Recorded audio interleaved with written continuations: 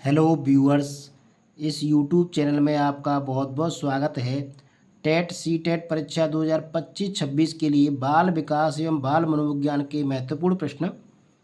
प्रश्न नंबर 1, विकास के परिणाम स्वरूप नवीन विशेषताएं और नवीन योग्यताएं प्रकट होती हैं। यह कथन किसने दिया है? गेसेल, हरलॉक, मेरिडिथ, डगलस और हॉलैंड। तो इसका सही उत्तर है बी, हरलॉक। ये कथन दिया है हरलॉक ने। प्रश्न नंबर 2, मूल प्रवृत्तियों को 14 प्रकार से किसने वर्गीकृत किया है? ड्रेवेल, मैकडूगल, थार्नडाइक, वुडवर्थ। सही उत्तर है इसका बी, मैकडूगल। प्रश्न नंबर 3, किसी दूसरी वस्तु की अपेक्षा एक वस्तु पर चेतना का केंद्रीकरण अवदान है। यह कथन है डम्बिल का, रॉस का, मन का, मैकडूगल का। सही उत्तर है ए, डम्बिल का। यह कथन है डम्बिल का, किसी दूसरी वस्तु की अपेक्षा एक वस्तु पर चेतना का केंद्रीकरण अवदान है, डम्बिल। प्रश्न नंबर 4, सीखने का मुख्य नियम नहीं है। तत्परता का नियम, बहु अनुक्रिया का नियम, अभ्यास का नियम, प्रभाव का नियम। तो तत्परता का नियम, अभ्यास का नियम, प्रभाव का नियम, ये सभी सीखने के नियम हैं, लेकिन बहु अनुक्रियता का नियम सीखने का नियम नहीं है। तो 4 का सी ऑप्शन सही है। प्रश्न नंबर 5, 12 से 16 वर्ष के बच्चों के लिए हिंदी में डॉक्टर एस जलोटा ने कौन सा परीक्षण प्रतिपादित किया? अशाब्दिक बुद्धि परीक्षण, साधारण मानसिक योग्यता परीक्षण, आर्मी उल्फा परीक्षण, चित्रांकन परीक्षण। तो इसका सही उत्तर है ए, अशाब्दिक बुद्धि परीक्षण। प्रश्न नंबर 6, कौन सा जोड़ा सही नहीं है? सीखने का उद्दीपक अनुक्रिया सिद्धांत, थार्नडाइक। सीखने का क्रिया प्रसूत अनुबंधन सिद्धांत, बी.एफ. स्किनर। सीखने का क्लासिकल सिद्धांत, पेवलोव। सीखने का समग्र सिद्धांत, हल। तो इसका सही उत्तर है डी, सीखने का समग्र सिद्धांत, हल। तो ये सीखने के सिद्धांत हैं। उद्दीपक अनुक्रिया सिद्धांत दिया था थार्नडाइक ने। सीखने का क्रिया प्रसूत अनुबंध सिद्धांत दिया था बी.एफ. स्किनर ने। सीखने का क्लासिकल सिद्धांत दिया पेवलोव ने, लेकिन सीखने का समग्र सिद्धांत हल ने नहीं दिया। प्रश्न नंबर 7, ग्रंथियों के आधार पर व्यक्तित्व के विभिन्न प्रकारों की चर्चा किसने की? तो ग्रंथियों के आधार पर व्यक्तित्व के विभिन्न प्रकारों की चर्चा क्रेसमर, कैनन, युग, स्पेंगर। इसका सही उत्तर है बी, युग। प्रश्न नंबर 8, बुद्धि का द्विकारक सिद्धांत प्रतिपादित किया था थार्नडाइक ने, स्पीयरमैन ने, बर्नर ने, स्टर्न ने। तो इसका सही उत्तर है बी, स्पीयरमैन ने बुद्धि का द्विकारक सिद्धांत दिया था। प्रश्न नंबर 9, निम्न में से किसका नाम सृजनात्मक सृजन शास्त्र के पिता से जुड़ा है? Crow, Galton, Ross, Woodworth. सही उत्तर है इसका बी, गाल्टन। प्रश्न नंबर 10, सृजनात्मकता मौलिक परिणामों को अभिव्यक्त करने की मानसिक प्रक्रिया है। यह कथन किसका है? कोलेम्ब्रूस का, ड्रेवेल का, डीहॉन का, क्रो एंड क्रू का। तो सही उत्तर है क्रो एंड क्रू। सृजनात्मकता मौलिक परिणामों को अभिव्यक्त करने की मानसिक प्रक्रिया है, क्रो एंड क्रू। प्रश्न नंबर 11, विद्रोह की भावना की प्रवृत्ति निम्न में से किस अवस्था से संबंधित है? बाल्यावस्था, शैशवावस्था, पूर्व किशोरावस्था, मध्य किशोरावस्था।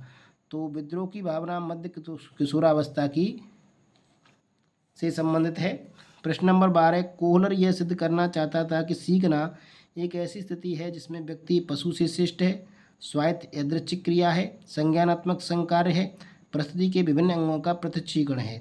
तो इसका सही उत्तर है सी, संज्ञानात्मक संकार्य है। सीखना क्या है? एक संज्ञानात्मक संकार्य है।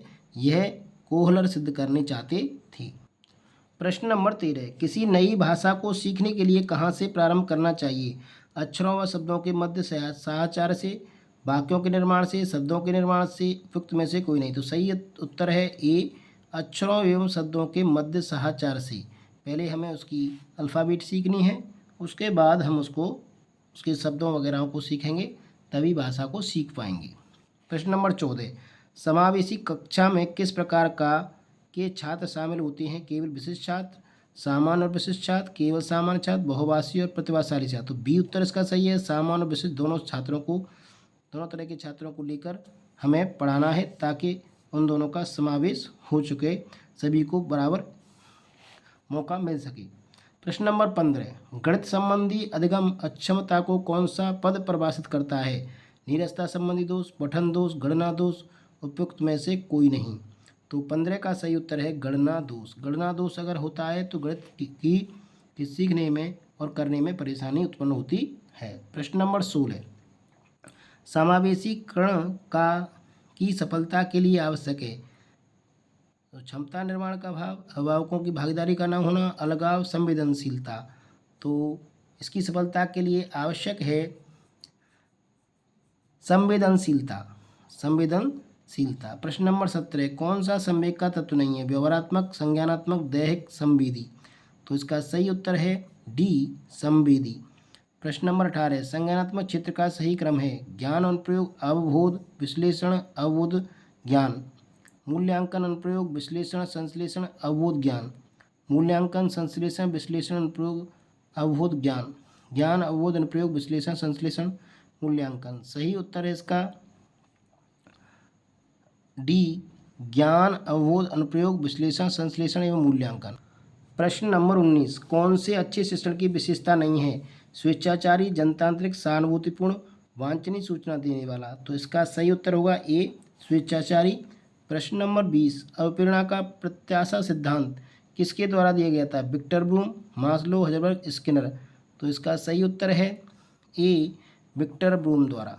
प्रश्न नंबर 21, अग्रिम व्यवस्थापक प्रतिमान किस परिवार से संबंधित है? व्यक्तिक, सामाजिक अंत्यक्रिया, सूचना प्रक्रियाकरण, व्यवहार परिमार्जन। तो 21 का सही उत्तर है हमारा सी, सूचना प्रक्रियाकरण। प्रश्न नंबर 22, कौशलों के स्थानांतरण के लिए कौन सा उपयोगी है? कौशलांतरण एक गति है, ना कि उद्देश्य। रेखीय अवक्रम, साखी अवक्रम, तैयारी और अर्जन। तो 22 का सही उत्तर है सी, साखी अवक्रम। प्रश्न नंबर 23, कौन सा शिक्षण का सूत्र नहीं है? सरल से कठिन की ओर, अनिश्चित से निश्चित की ओर, दृश्य से दृश्य की ओर, निगमन से आगमन की ओर। डी उत्तर सही है इसमें, निगमन से आगमन की ओर। यह गलत है, आगमन से निगमन की ओर होगा। प्रश्न नंबर 24, सूक्ष्म शिक्षण चक्र का प्रथम पद है? प्रतिपुष्टि, शिक्षण, योजना बनाना, प्रस्तावना। तो योजना बनाना सूक्ष्म शिक्षण चक्र का प्रथम पद है। तो सी ऑप्शन सही होगा। सूक्ष्म शिक्षण के बारे में जान लेते हैं। इसके पद हैं योजना बनाना, प्लानिंग। नंबर 2 शिक्षण, टीचिंग। फिर अवलोकन, ऑब्जर्वेशन। 4 नंबर पुनः प्रतिक्रिया, रीफीडबैक। 5 नंबर पुनः पाठ योजना बनाना, रीप्लानिंग। और 6 नंबर है पुनः शिक्षण और पुनः प्रतिक्रिया, री टीचिंग एंड री फीडबैक। तो ये हैं सूक्ष्म शिक्षण के कुछ पद। प्रश्न नंबर 25, कौन अवबोध स्तर के शिक्षण में शामिल है? पृथक्करण, अनुप्रयोग, तुलना, अन्वेषण। तो 25 का सही उत्तर है डी, अन्वेषण। प्रश्न नंबर 26, एक छात्र पढ़ रहा है, उसका नाम लेकर किसी ने बुलाया, निम्न में से किस संवेदना द्वारा वह छात्र अपनी अनुक्रिया प्रकट करेगा? दृष्टि संवेदना, स्पर्श संवेदना, ध्वनि संवेदना, प्रत्यक्ष संवेदना। सही उत्तर होगा ध्वनि संवेदना। प्रश्न नंबर 27, पियाजे के अनुसार प्राक सक्रियात्मक अवस्था की अवधि क्या है? 4 से 8 वर्ष, जन्म से 2 वर्ष, 2 से 7 वर्ष, 5 से 8 वर्ष। सही उत्तर होगा 2 से 7 वर्ष। 2 से 7 वर्ष। जीन पियाजे का संज्ञानात्मक विकास सिद्धांत था। विकासात्मक मनोविज्ञान के पिता कहे जाते हैं।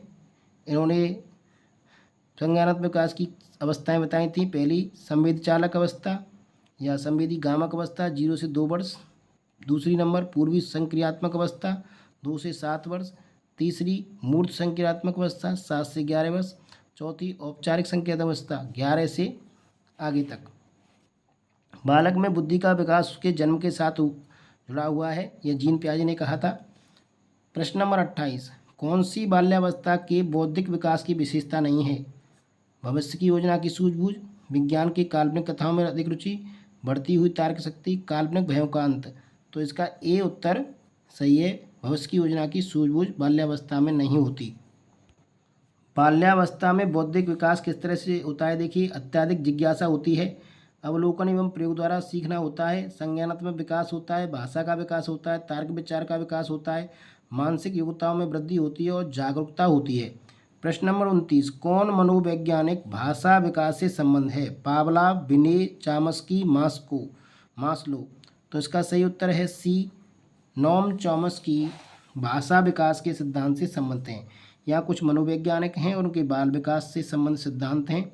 सेगमंड फ्राइड मनोलैंगिक सिद्धांत, एरिक एरिक्सन मनोसामाजिक सिद्धांत, जीन पियाजे संज्ञानात्मक विकास का सिद्धांत, लेव वायुगस्की सामाजिक संस्कृति का सिद्धांत, लॉरेंस कोहलबर्ग नैतिक विकास का सिद्धांत, नोम चॉम्स्की भाषा विकास का सिद्धांत, B.F. स्किनर व्यवहारवादी सिद्धांत। तो ये सिद्धांत हमें याद रखने हैं। प्रश्न नंबर 30, थार्नडाइक ने अपने सिद्धांत को किस शीर्षक से सिद्ध किया? संज्ञानात्मक अधिगम, अधिगम के प्रयास एवं मूल, संकेत अधिगम, स्थान अधिगम। तो इसका सही उत्तर है बी, अधिगम के प्रयास एवं मूल। प्रयास एवं त्रुटि का सिद्धांत दिया था थार्नडाइक ने। Thorndike REE readiness, exercise, effect, सीखना, तत्परता का नियम, अभ्यास का नियम, प्रभाव का नियम। इसके अलावा ये 3 मुख्य नियम थे और 5 ये हैं। तो बहु प्रतिक्रिया सिद्धांत, आंशिक प्रतिक्रिया सिद्धांत, मनोवृत्ति सिद्धांत, आत्मसतीकरण, आत्मीकरण, सहचार स्थानांतरण। इन्होंने बिल्ली पर प्रयोग किया था। पहले पशु मनोवैज्ञानिक थे। प्रयास एवं त्रुटि सिद्धांत दिया। सीखना उद्दीपकों स्टिमुलीज एंड अनुक्रियाओं रेस्पॉन्सेस के बीच संबंध स्थापित करने की प्रक्रिया है। थार्नडाइक के अनुसार सीखना उद्दीपकों और अनुक्रियाओं के बीच संबंध स्थापित करने की प्रक्रिया है। उद्दीपन और क्रिया संबंध, प्रयास और त्रुटि की प्रक्रिया, पुरस्कार एवं दंड का प्रभाव भी इन्होंने दिया था। तो ये थे कुछ महत्वपूर्ण प्रश्न एवं उनके विश्लेषण। आशा करता हूँ आपके लिए महत्वपूर्ण साबित होंगे आगामी टेट एवं सीटेट परीक्षा के लिए। वीडियो पसंद है तो कृपया लाइक जरूर करें, चैनल को शेयर एवं सब्सक्राइब भी कर लें। वीडियो देखने के लिए बहुत बहुत धन्यवाद।